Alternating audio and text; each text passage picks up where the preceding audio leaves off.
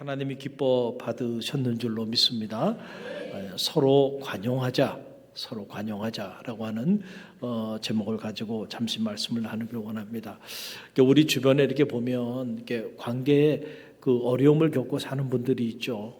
왜 관계에 어려움을 겪냐면은 좀 나하고 다르다는 것 때문에 그래요. 그렇죠? 똑같은 일도 좀 다르게 보고 다르게 판단하고 다르게 해석하다 보니까 그게 때로는 갈등이 되기도 합니다.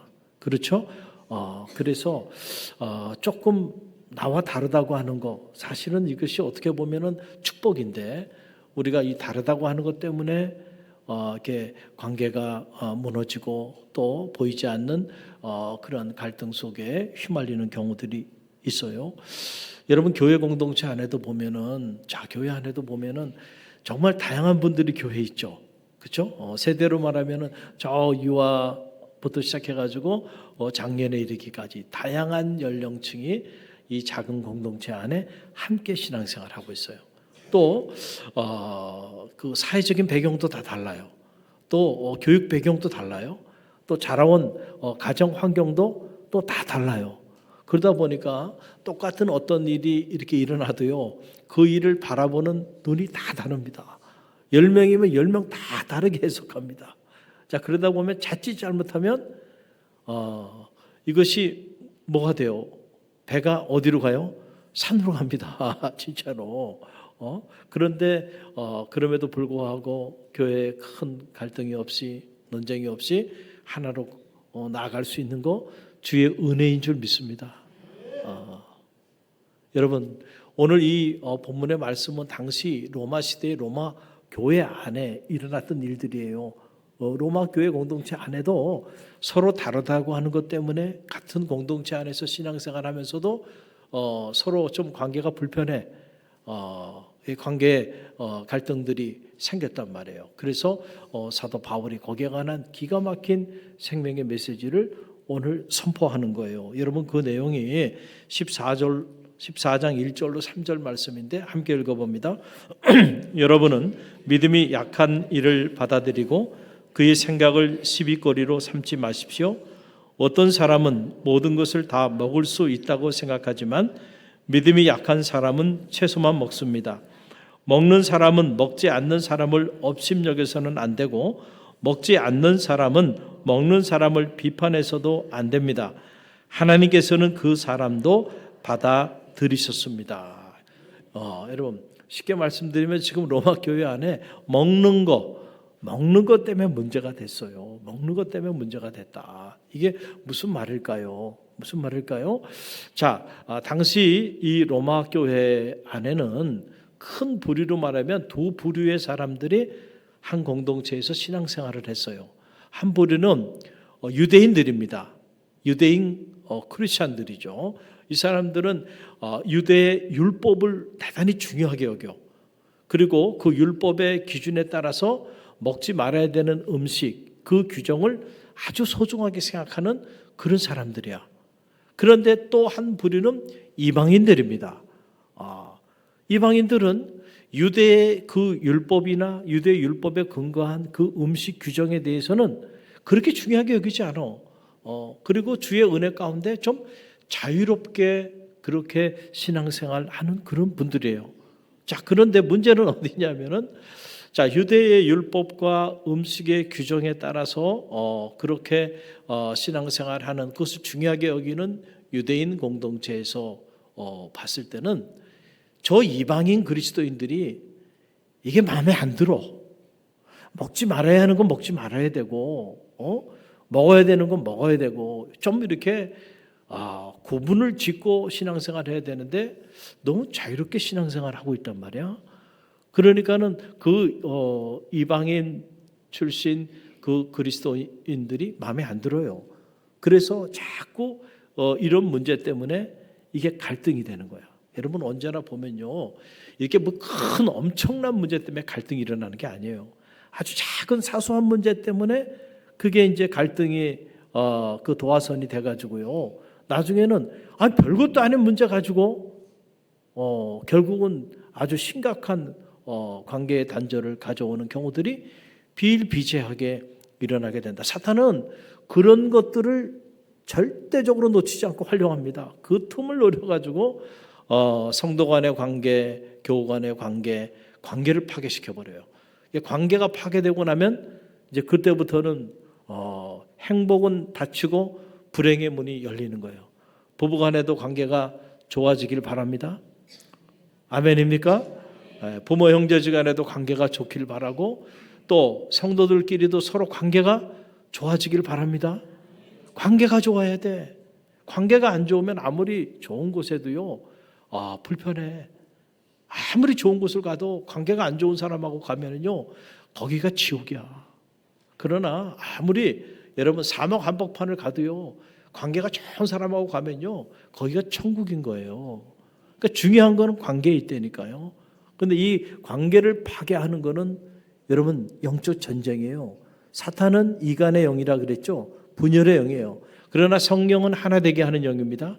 하나님의 영이 임하면 여러분 무너졌던 관계도 회복되는 거예요. 할렐루야. 그 지금 그 얘기를 하는 거예요. 그래서 여러분 보면 신앙에도 보면 칼라가 있어요. 뭐가 있다고요? 칼라라고 하는 거는 여러분 다양한 색깔들이 있잖아요. 그러니까 신앙도 마찬가지예요. 우리가 이렇게 한 공동체에서 신앙생활 하지만 그러나 이 자리에 있는 분들도 신앙의 칼라가 다 다릅니다. 다 달라. 어떤 사람은 기도를 해도요, 이렇게 조용히 기도하는 걸 좋아하는 분이 있어요. 근데 어떤 사람은 그렇게 기도해가지고 성이 안 차. 그렇죠? 그래서 그냥 큰 소리 내면서 강청 기도라고 부르짖으며 기도하는 그런 기도를 하는 걸 좋아하는 분들이 있어요. 이게 다 신앙의 칼라가 다른 거예요. 조용히 기도하는 사람이 잘못됐거나 아니면 소리 지르며 기도하는 사람이 잘못된 게 아니에요. 그런데 그것을 한 기준을 가지고 시시비를 따지고 너는 왜 나와 같이 이렇게 조용히 기도하지 않냐? 너는 왜 나처럼 이렇게 소리내며 기도하지 않냐? 이렇게 말을 한다고 한다면 안 된다는 거예요. 왜냐하면 오늘 말씀 보게 되니까 자, 이 음식은 먹어야 되냐 먹지 말아야 되느냐? 먹는 사람도 괜찮아. 먹지 않는 사람도 괜찮아. 하나님은 그들 모두를 다 받으셨다는 거예요. 할렐루야. 아니 하나님께서 다 받았대는데 조용히 기도하는 사람 그 기도도 하나님이 받으셨고 소리 지르며 부르짖으며 기도하는 그 사람의 기도도 하나님이 받으셨다는데 하나님이 받으셨다는데 왜 여러분이 불편해합니까? 하나님이 인정하신다는데 왜 여러분이 시시비를 따집니까? 그건 아니잖아요. 지금 그런 얘기를 하는 거예요. 여러분 영성도 칼라가 있는 거예요. 다양한 칼라의 영성이 있는 거예요. 그래서 내 영성만 옳다고 주장하면 안 된다는 거예요. 그러니까 절대로 다르다고 하는 것 때문에 논쟁, 시비거리로 삼지 말고 서로 어떻게 하라는 거예요? 관용하라. 관용. 좀 통이 좀 커서 그럴 수도 있지. 저 사람은 나하고 다른 사람이니까 다른 삶의 자리에서 다른 환경에서 그렇게 살아온 세월들이 있으니까 당연히 저 사람은 나하고 다른 생각을 가질 수 있지. 그렇잖아요? 나하고 다른 행동을 할 수 있지. 그걸 좀 통 크게 어떻게 하라는 거예요? 품어야지. 할렐루야. 밥그릇만 크면 안 돼요. 밥그릇만 크면 몸만 커지는 거야. 뭐가 커야 돼요? 마음이 커야 돼. 마음이. 그래서 웬만한 일은요, 그냥 여러분들 품어줄 수 있어야 돼. 할렐루야. 그 스케일만큼 하나님 여러분 들어쓰시는 거예요. 밴데지 속아 뜯지 마냥 말이에요. 키도 크고 멋있게 생겼는데 속이 요만해. 그래가지고 그냥 조금만 저기 하면 용납이 안 되고요, 용서가 안 되고 품어주질 못하고요. 그 시시비 따지면요 숨 막히는 거야. 그런 사람과 같이 사는 거는 어떻게 하라고요? 관용하라니까. 나와 다르다고 하는 것 때문에 상처받지 말고 서로 관용하라라고 하는 거예요. 로마 교회 안에도 보니까 신앙도요 이렇게 수준이 있잖아요. 그 수준이라는 건 세상적인 잣대로 말하는 그런 수준을 말하는 게 아니고 이제 신앙생활을 처음 하신 분들, 초신자들, 그들이 생각하는 그 믿음의 세계하고 신앙의 연조가 깊으신 분들의 그 신앙의 세계는 다를 수밖에 없잖아요. 그렇죠? 신앙이 이제 시작해서 아직 인격적으로 주님을 만나는 영적인 실제적인 체험이 없는 사람들의 생각하고, 그 다음에 실제적으로 기도의 능력도 알고 말씀의 능력도 알고 영적으로 주님을 인격적으로 만난 사람의 그 세계는요 달라요. 다릅니다. 그렇죠? 근데 그 다르다고 하는 것을 우리가 인정하고, 특별히 믿음이 연약한 자들을 관용하고 믿음이 연약한 자들을 품어달라는 거예요. 할렐루야. 그걸 시시비를 따져서 그것을 논쟁거리로 삼지 말라라고 하는 거예요. 여러분 한번 예를 들어볼게요. 어떤 사람이 많은 예산을 가지고 아주 큰 병원을 이렇게 설립했어요. 그리고 아주 러비부터 시작해가지고 모든 시설을 정말 너무너무 깔끔하게 너무 멋있게 인테리어도 참 잘했어요. 자, 이렇게 병원을 설립했는데, 그런데 그 병원에 함께 사역하는 그 직원들이 있을 거 아닙니까? 직원들이 있는데 이렇게 멋있게 말이야, 이렇게 깨끗하게 화려하게 병원을 시설을 기가 막힌 시설을 가지고 병원을 참 해놨는데 자꾸 보면 지저분한 환자들이 들어오네. 막 그냥 피를 흘리면서 막 그냥 응급실에 들어오기도 하고, 그러니까 거기서 일하는 그 병원 직원들이 그 사람들이 좀 부담스러운 거야.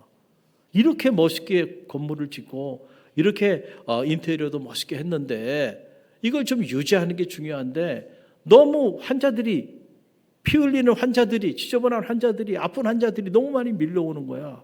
그러니까 이 직원들이 그 사람들을 받지 않는 거야. 그 사람들 들어오지 못하게 하고 그냥 건강한 사람들만 들어왔으면 좋겠어. 만약에 그렇다고 한다면 여러분, 이 병원은 뭐 하는 것입니까? 자, 병원의 사명은 뭐예요? 아픈 사람들을 치유하는 것이 어디예요? 병원이에요. 그러니까 아무리 병원을 화려하게 짓고 깨끗하게 짓고 인테리어도 멋있게 했어도 그 병원에는 건강한 사람들이 들어오는 곳이 아니고 누가 와야 돼? 아픈 사람들이 와야 돼. 막 피를 절절 흘리는 사람들, 막 그냥 아프다고 막 그냥 소리 지르는 사람들, 이런 환자들이 와서 건강한 모습으로 회복돼서 나가는 곳이야. 그런 환자들을 치유하는 곳이 어디예요? 병원이야. 그게 병원의 사명이야. 여러분, 교회도 보면요, 교회도 영적인 병원이에요. 할렐루야. 그런데 어떤 사람들이 이 사실을 잘 모르고 좀 이렇게 문제가 있는 사람들, 좀 부담스러운 사람들, 이런 사람들은 우리 교회는 안 왔으면 좋겠어. 우리 교회는 그냥 깔끔하고 거룩하고 뭔가 이렇게 보기에 정돈이 잘 돼 있는 이런 사람들만 모이는 그런 교회였으면 좋겠다. 그런 생각을 해서 제가 과거에 청소년 사역할 때 어느 장로님 중에 한 분인데 그 중고등부 아이들이 소위 말해서 조금 일진이라 그러나요? 좀 이렇게 좀 노는 애들, 그런 애들이 막 친구들 데려와가지고 막 이렇게 식사하고 그러는데 막 소리 시끄럽고 말이죠. 어른 봐도 인사도 안 하고요. 그러니까 이분이 화가 난 거야. 내쫓아버리고요. 그런 애들 교회 못 오게 하란 말이야. 근데 이분의 교회는 어떤 사람들이 와야 되는지를, 또 교회는 못하는 곳인지를 모르기 때문에 그런 거죠. 영적인 교회는 병원이에요. 그러니까 교회는 구원받은 정말 성숙한 그리스도인들만 모여 있는 곳이 교회가 아니야. 사실은 교회는 죄인들의 공동체야. 죄인들이 와서 죄인들이 구원함을 받아서 의인이 되어가는 그런 과정 중에 있는 곳이 어디예요? 그것이 교회예요. 그러니까 사실은 교회는 누가 많이 있어야 돼요? 여보, 이 소리가 안 나오네. 교회는 누가 많이 있어야 돼요? 죄인들이 많아요. 문제가 많은 사람들이 교회 많이 와야 돼요. 그래서 여기서 문제를 다 해결해야 될 거 아니야. 할렐루야. 영적인 병원이란 말이에요. 죄인들이 와서 그 죄인들이 변화돼서 의인이 되게 만들려면 여긴 죄인이 더 많은 곳이야. 교회가 왜 이래? 원래 교회가 그런 곳이야. 교회가 원래 문제가 많은 곳이야. 왜냐하면 문제 많은 사람들이 있는 곳이야, 교회는.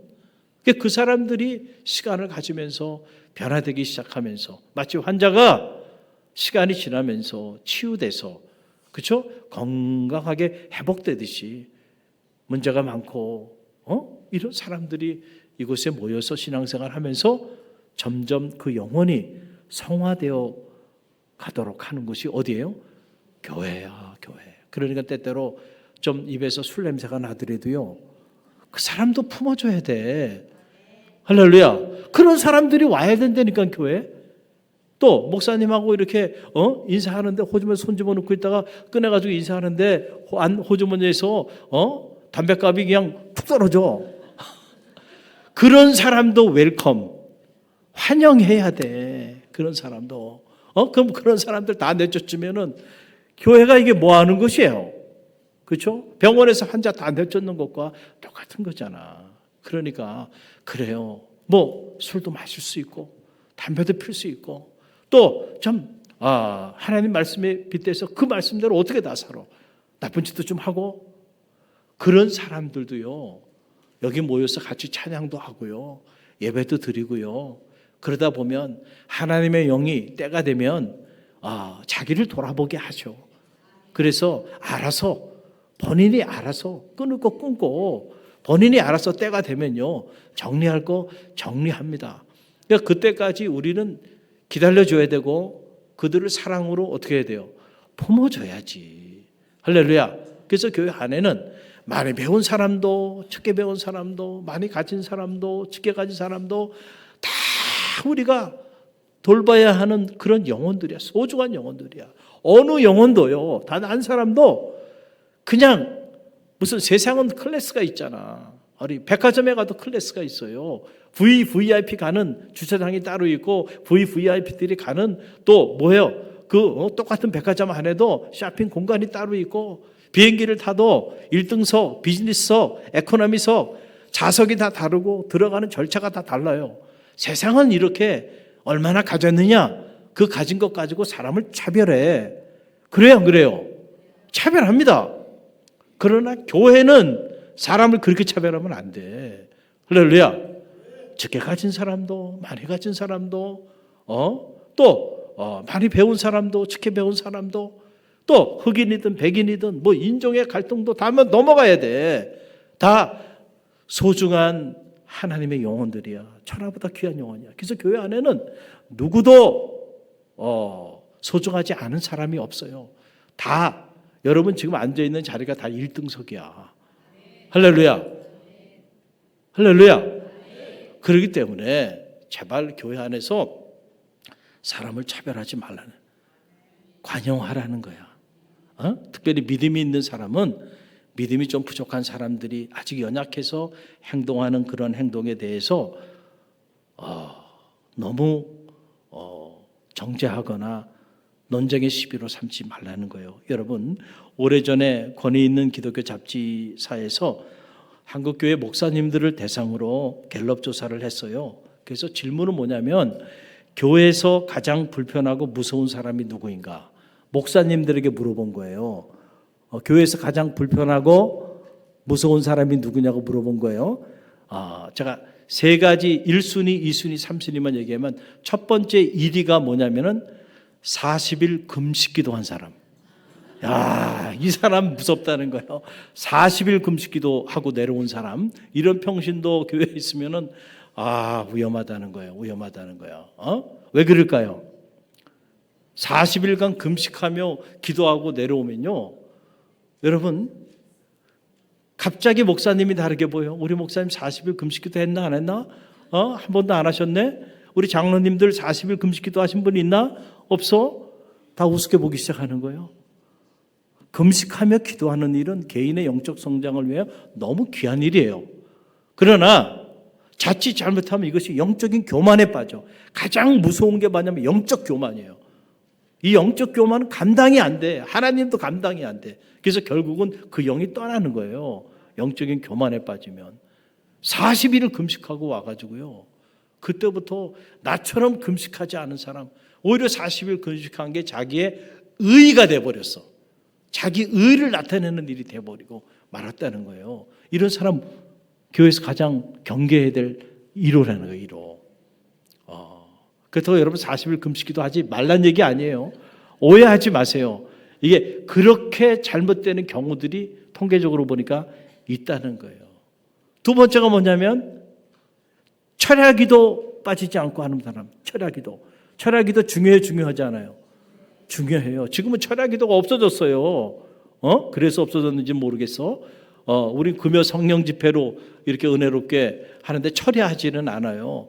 그러나 매번 옛날에는 정말 철야했습니다. 밤새고 기도하고 중간에 쉬었다가 또 요구르트도 마시고 또 간식도 마시고 먹고 그리고 밤새도록 기도했단 말이야. 근데 그렇게 철야기도에 빠지지 않고 열심히 기도하는 사람, 그 사람이 교회에서 경계해야 될 두 번째 사람이라는 거예요. 이게 뭘까요? 기도는 중요하죠. 기도가 깊어지면요, 그 마음도 좀 깊어져야지. 그런데 그렇게 기도하는 사람이 나처럼 그렇게 기도하지 않는 사람들에 대해서 자꾸 비판한단 말이야. 자꾸 판단한단 말이야. 믿음이 아직 연약하니까, 기도의 중요성을 아직 깨닫지 못했으니까 기도하라고 아무리 얘기해도 기도의 자리에 안 나오는 거지. 그 사람이 나빠서가 아니야. 기다려줘야 되잖아요. 할렐루야. 목회를 하면서도 어떤 경우는 저도 우라통이 터질 때가 있어요. 그렇죠? 금요 성령 집회 이렇게 해가지고 다 얘기하고 뭐 특세도 하고 정말 다 정성껏 이렇게 몸을 던져가면서 하는데 교인들이 마음 같으면 그냥 정교인이 나올 것 같은데, 그런데 정교인이 안 나온단 말이에요. 그렇죠? 그럴 때 어떨 때는 어떻게 해요? 이렇게 올라와. 그런데 또 한편으로 생각해 보면, 저분들이 못 나오는 이유는 정말 이 기도의 중요성을 아직은 체험하지 못했기 때문에, 만약에 기도의 능력을 저 사람이 체험했다고 한다면 저 사람은 기도하지 말라고 하는 그 말이 힘들 거야. 이해가 돼요? 제가 너무 힘들어서 새벽기도 한 달만 좀 우리 문 닫고 좀 쳤으면 좋겠어요. 그러면 막 난리가 나는 거야, 이분들은. 왜냐하면 기도의 능력을 알기 때문에. 기도하면 자녀의 문제도 해결되고 경제적인 문제도 해결되고 자기 인생의 문제들이 다 기도하면 해결이 된다. 기도가 답이라는 걸 정말로 체험한 사람은요, 기도하지 말라는 게 힘들어. 근데 못 나오는 사람은 뭐냐면은 아직은 믿음이 연약해서 그 기도의 능력을 실제로 체험하지 못하다 보니까 설사 한두 번 나오더라도 도살장 끌려가는 기분으로 반강제로 그냥 막 끌고 나오니까 마지못해 목사님한테 얼굴 도장 찍으러 나오는 경우들이 있는 거야. 근데 연약하니까. 할렐루야. 그걸 그렇게 받아들여야지, 그것 때문에 또 상처받고 이러면은요, 그러면 어려워진다는 거야. 세 번째는 뭐냐면요, 신학 공부한 장로님. 우리 교회는 신학 공부한 장로님이 안 계시니까 다행인데, 신학을 공부하고 주의종이 되지 않고 평신도가 돼서 장로가 되신 분들이 있는가 봐요. 그러면 그분들이 이제 교회 안에서 목회자에게 좋은 뭐가 돼야 돼? 좋은 동역자가 되면 좋을 텐데 대부분이 그렇게 되지 못하고, 대부분이 그분들이 뭐 이렇게 비판하고 판단하고 그러는데 대부분이 선봉에 선다는 거예요. 왜냐하면 나도 좀 알아. 나도 신학을 공부했어. 그러니까 그것이 더 겸손하게 주의 종과 그 영적인 사역을 하는데 더 큰 도움이 돼. 신학을 공부했으면, 정말로 신학을 제대로 공부했으면 더 겸손하게 섬김 더 낮은 곳으로, 그리고 주님의 사랑을 더 깊이 있게 알았으니까 이제 그걸 실천하는 사람이 돼야지. 할렐루야. 근데 그렇지 못한 경우들이 있다는 거예요. 이게 다 영적인 교만에 빠지는 도구가 돼가지고 나처럼 신앙생활하지 않는 사람, 그 사람들을 용납하지 못하고 자꾸 비난하고 이걸 논쟁거리로 삼어. 그래서 이게 현대판 바리새인들로 전락하는 경우들이 있다는 거예요. 여러분, 로마 교회 안에도 아직 믿음이 연약하고 또 그 믿음의 그 살아온 삶의 궤적이 다르다 보니까 이렇게 먹는 음식에 대해서도 서로 입장들이 차이가 나는 거예요. 이런 것들이 본질은 아니잖아. 그렇죠? 본질은 아니잖아요. 그렇죠? 그렇기 때문에 하나님께서는 그들이 지금 신앙의 양태가 다양하다 할지라도 그 자체가 본질이 아니기 때문에 그들을 다 하나님은 받으셨다는 거예요. 할렐루야. 그런데 우리끼리만 받아들이질 못하고 계속 논쟁하고 시비하고 있다는 거예요. 이거는 안타까운 일이죠. 하나님이 받으신 일을, 하나님이 인정한 사람들을 우리가 왜 시시비를 따지면서 싸움을 부추기나요? 그렇게 살아가면 안 된다라고 하는 거예요. 여러분, 율법이 중요해요. 그러나 더 중요한 최고의 율법은요, 사랑입니다. 할렐루야. 그래서 프레 로마, 사도 바울은 로마서를 통해서 얘기했잖아요. 사랑은 율법의 완성입니다. 아무리 옳은 일이라도 사랑이 없으면요, 그건 아무것도 아닌 거야. 정말로 최고의 상위법은 사랑이에요. 할렐루야. 그러니까 우리가 누군가에 대해서 좀 불편한 마음을 가지고 누군가에 대해서 불편한 생각을 가지고 나아갈 때 우리가 알아야 되는 거, 옳고 그른 걸 자꾸 따지려고 하지 말고 내가 정말 저 사람에 대한 사랑이 있는가, 그걸 점검해 보고 그 사랑이 부재한 가운데서 옳고 그름을 따진다고 한다면 오히려 그것을 따지는 그 일 때문에 관계가 파괴되고 그리고 영혼을 살리는 것이 아니고 영혼을 죽이는 일이 일어나게 되는 거예요. 오늘 김은혜 집사님이 기도하시는데 잘하셨죠? 복음으로 생명을 살리고 복음으로 사람을 키우고 복음으로 사랑을 실천하는 교회, 우리 갈릴리 교회 3대 사명이에요. 여기서 이 복음이라고 하는 게 뭘까요? 결국은 사랑이에요. 주님의 십자가의 사랑. 그 사랑으로 생명을 살릴 수 있는 거예요. 할렐루야. 사랑이 있으면 죽어가는 영혼도 살립니다. 또 정말 주님의 십자가의 사랑이 있으면요, 그 사랑으로 사람을 키울 수 있습니다. 돈이 없어도요, 이 복음의 능력으로는요, 사람을 살릴 수 있는 거예요. 복음 자체가 능력이 있기 때문에. 그래서 사도 바울이 나는 복음을 부끄러워하지 않는다. 이 복음은 모든 믿는 자들에게 구원을 주시는 하나님의 능력이 된다 그랬잖아요. 그래서 이 복음으로 사랑을 실천하는 그런 교회가 갈릴리 교회예요. 그러니까 우리 갈릴리 교회는요, 누가 오더라도 환대하는 환대 공동체가 돼야 돼. 환대받는 느낌. 오늘도 이 세 가족이 이렇게 오셨어요. 가까이 여기 사시는 지금 온 지 7개월 됐대요. 이사 오신 지. 그 부부가 그 대화를 나누는데 짧은 기간이지만 같이 식사하면서 이분이 하는 말이 교회 분위기가 너무 따뜻하고 좋네요. 무엇보다 밥맛이 좋대요. 2그릇 드시더라고요. 여러분, 밥맛이 좋으면 이분이 여기 신앙생활을 하게 돼 있어요. 밥맛이 좋아요. 우리 주방장님 밥맛이 좋아야 되는 거예요. 큰일 하고 계신 거예요. 그 2그릇을 드시더라고요. 이분은 우리 교회 가족이 되겠구나. 그러고는 그냥 가셔가지고 우리 장로님 통해서 무슨 큰 상자 하나를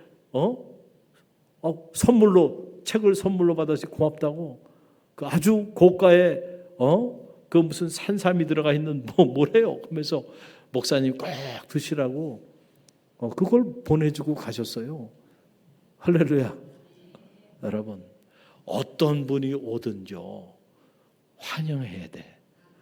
환대해야 돼. 그래서 우리 갈릴리 교회는 환대 공동체, 그리고 누구든 다 관용해야 돼. 이게 관용 공동체. 이게 바로 예수 공동체인 거예요. 할렐루야. 그냥 잘 사는 사람들끼리만 모이고 공부 잘하는 사람들끼리만 모이고 어느 특정 지역에 있는 사람들끼리만 모이고 그건 교회가 아닌 거예요.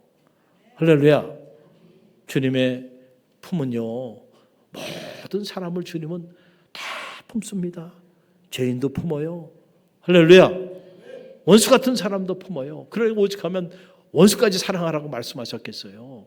그런데 여러분, 누구 때문에 여러분들이 불편하고 힘들어서 신앙생활 못하겠다 그럽니까? 그런 사람은 없어. 다 품어야 될 사람들이야. 이제 연말이 돼서 교구, 목장 이렇게 이제 교회에서 선교적인 목적을 가지고 이렇게 이제 나누게 돼요.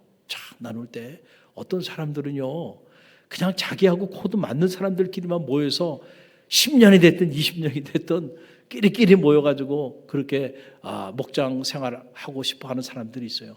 그것도 건강한 건 아니야. 제 마음 같으면 다 바꿔버리고 싶어요. 그래서 전혀 다른 사람들하고 또 교제하면서 이렇게 하다 보면 결국 같은 목장에 있었던 사람들끼리 깊이 있는 교제가 돼요. 그래서 전교인을 한 번씩 다 돌아가면서 같은 목장으로, 교회 안에 작은 교회니까 그 사귐을 갖는다면 우리 교우들의 그 사귐의 깊이가 훨씬 깊어질 거 아니야. 넓어지고. 근데 끼리끼리만 맨날 그렇게 모여 있으면 그걸 못 벗어나. 그래서 과감하게요. 나와 다른 사람들, 나와 생각이 다르고 가치관이 다른 그런 사람들하고도 여러분들이 함께 어울려 신앙생활하고 그들을 관용하고 인내할 수 있는 그런 영성이 여러분 가운데 있게 되기를 간절히 바랍니다. 저도 그런 마음을 가지고요 목회해요. 제가 제 마음에 드는 사람, 제 코드에 맞는 사람들만 여기 오세요. 그분들하고 나 목회하고 싶어. 다른 분들은 다 다른 데로 가세요. 여러분, 그러면 여러분 기분 좋겠어요? 똑같은 거예요. 교회 안에 작은 교회, 그게 목장이죠. 그러니까 목장도 마찬가지예요.